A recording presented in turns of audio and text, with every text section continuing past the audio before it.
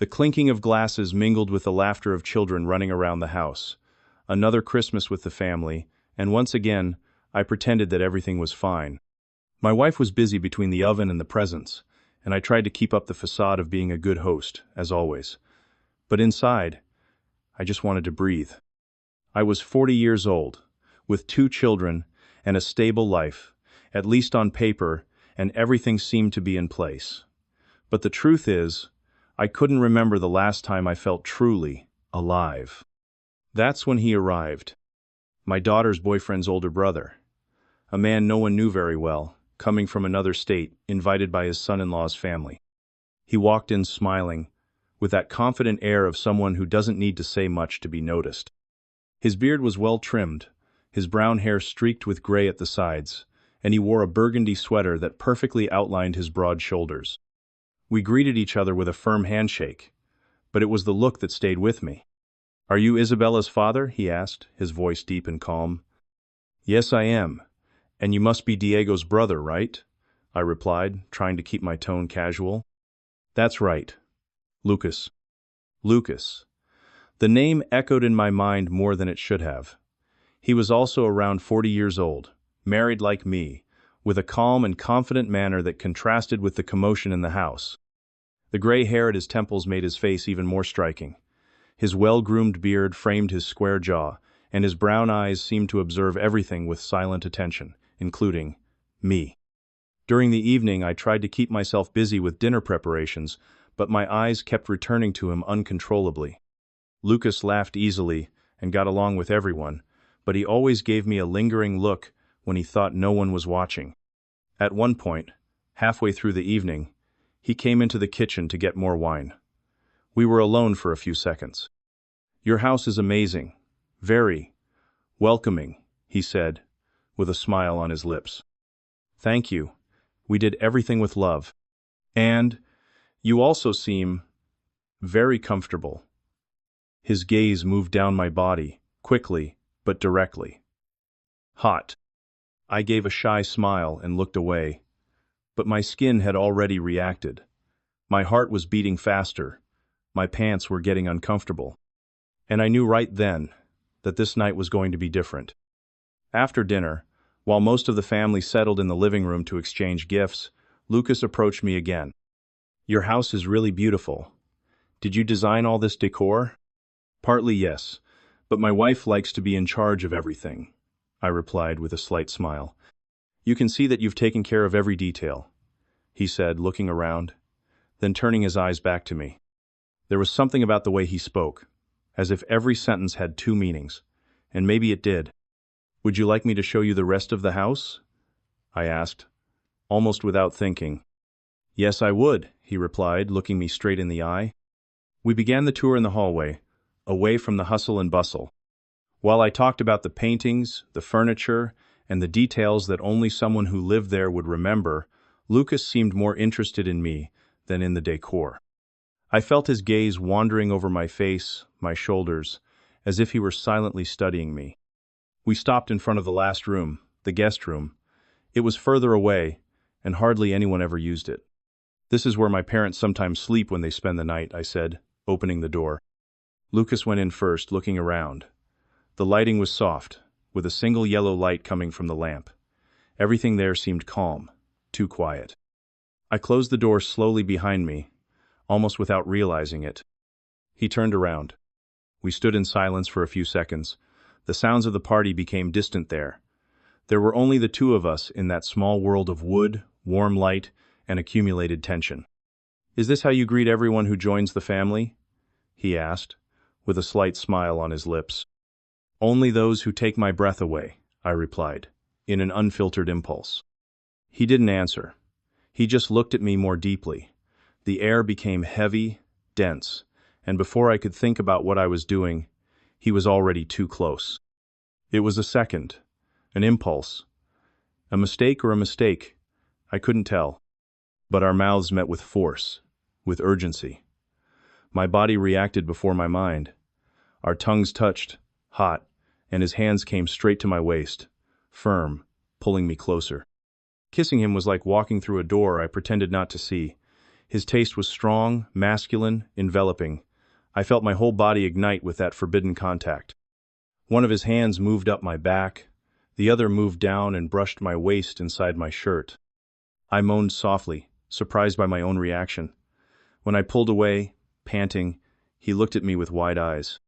"That shouldn't have happened," I murmured. "Maybe not, but it did." We stood there in silence, our hearts beating too fast in our chests. The tension didn't subside, it only grew. We returned to the room trying to look normal, as if nothing had happened. No one seemed to notice the slight blush on our faces, or the tense silence between us. The children were distracted by the presents. The adults focused on the sweets and loud conversations. But inside, something in me was no longer the same.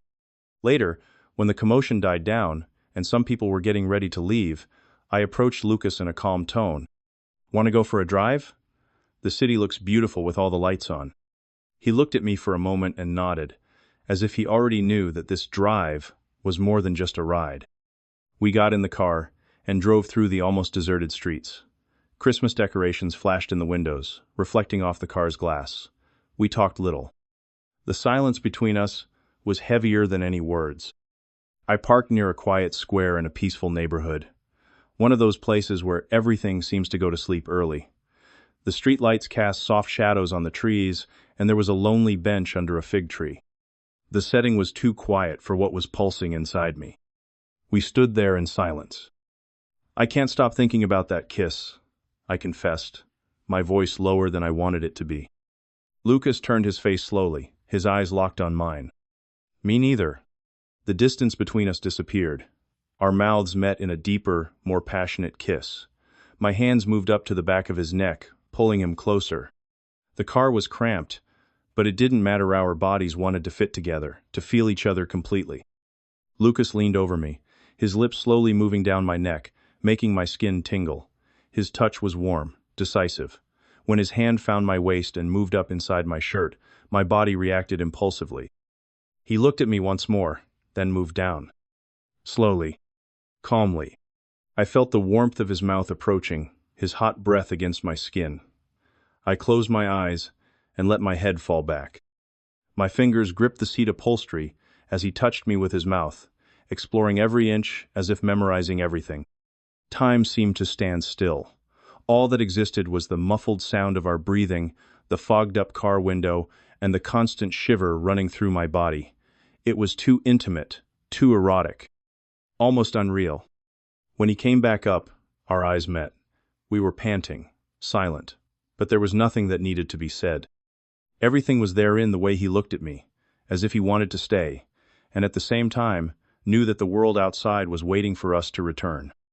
We drove home in silence.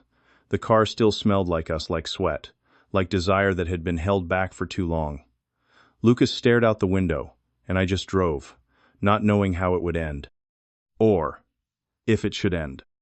At home, everyone was already asleep. We pretended everything was normal, each going our separate ways, but that night didn't end there. It remained trapped in my body, in my eyes, in my chest.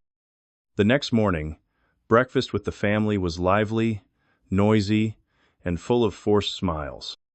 I felt disconnected, as if I were floating among voices and plates, waiting for the next chance to be alone with him. It came quickly. While the women talked in the living room, laughing at some old memory, Lucas and I exchanged a quick glance. That was all it took. "I'm going to get some things from the car," I announced. "I'll go with you," he said at the same time. We went down the back of the house and into the garage, where the dim light and silence created a perfect hiding place. I closed the door slowly, my heart already racing. As soon as we were alone, he pulled me toward him. It was quick, almost urgent, as if the tension from the night before was still alive inside us, burning. We kissed hard, without ceremony. Our hands explored each other hastily, our bodies pressed together like pieces that fit perfectly. We were hungry for each other, and the fear of being caught made everything even more electric, more alive. Adrenaline flowed along with desire. Right there, between boxes and tools, in the tight space between the car and the wall, we did what our bodies demanded. There was no time for calmly intensity. The heat of his mouth descending on me, his firm touches, the quick glances at the door, as if any sound could separate us. It was quick, yes, but good in a way that took my breath away. Precisely because it was forbidden. Precisely because it could end at any second. When it was over, we stayed there for a few seconds, breathing heavily, trying to return to the real world.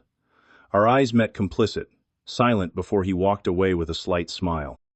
I went back to the living room as if nothing had happened, but inside me, everything was different. The afternoon passed slowly, as if time was trying to tease us. The house was bustling, but all my thoughts were focused on him. Lucas avoided looking at me directly, but when he did, his eyes spoke for both of us. There was still fire there. Restrained desire, squeezed into simple gestures, as if any touch of hands or crossing paths was too dangerous. Later, while the women organized the kitchen and the children played in the living room, I went out to breathe in the backyard. The late afternoon light made everything golden, and the light breeze helped cool my mind door. At least it tried to. I heard footsteps behind me. I turned around. It was him. Lucas approached slowly, his hands in his pockets. He didn't say anything. Neither did I. The silence between us was complicit. "It's getting cold," he said softly. "I know, but it seems easier to breathe out here." He stopped, right next to me. He looked around, checking to see if anyone was around. And when he saw that no one was, he pulled me by the waist, quickly. The kiss came without warning, calm but loaded with everything that still burned. Our mouths met as if they had missed each other even though we hadn't been apart for that long. It was a hidden kiss, stolen between the shadows of the backyard and the distant sound of dishes being washed. His hands went to the back of my neck, pulling me gently, as if he knew that this moment needed to be brief, but intense enough to last. We separated when we heard voices coming from the kitchen. He smiled, resting his forehead against mine. Then he slowly pulled away, going back inside as if nothing had happened. As if that kiss hadn't just rekindled everything. Later, we sat at the table, as if we were just two more relatives gathered for Christmas. But inside, everything was different. And somehow, the feeling was clear. The story between us was just beginning. The weekend was coming to an end. The parties went by too fast. The laughter, the hugs, the repeated dishes at dinner. All of that now seemed like just a backdrop for something that had been unfolding beneath the surface. Lucas was in his room packing his bags. I watched him from afar, not sure how to act. It was as if time was slipping through my fingers, and I didn't know whether to hold on to it or let it go. During breakfast, we hardly exchanged a word, but the glances were still there, discreet, careful, laden with memories and silent questions. I was already thinking of a way to keep in touch with him. Something simple. Any excuse. Maybe a photo from the party. A question about the way back. Anything that could serve as a bridge between what we had experienced and what might come next. But nothing seemed enough. We were alone for a few minutes in the hallway, while the others said goodbye in front of the house. He approached slowly, as if he knew I was waiting for it. "It was nice to be here," he said. "For me too," I replied, trying to hide my desire to say more. Lucas looked at me calmly, as if he wanted to memorize my face before leaving. Then he just nodded with a slight smile. He got into the car with his family and drove away. And I stayed with mine, trying to keep a smile on my face, playing my part. But a part of me had gone with him. And now, as the house returned to its usual silence, I was no longer the same man who had started that weekend. Somehow, in the middle of that family party, something in me had awakened. And no matter how much time passed, I knew that story wasn't over yet. My name is Andrew. I'm 40 years old. And that's how my story with my son-in-law's brother began. I hope you enjoyed it. If you did, leave a like and subscribe to the channel so you don't miss the next stories. Oh, and the uncut version is in the comments. Just scroll down and check it out.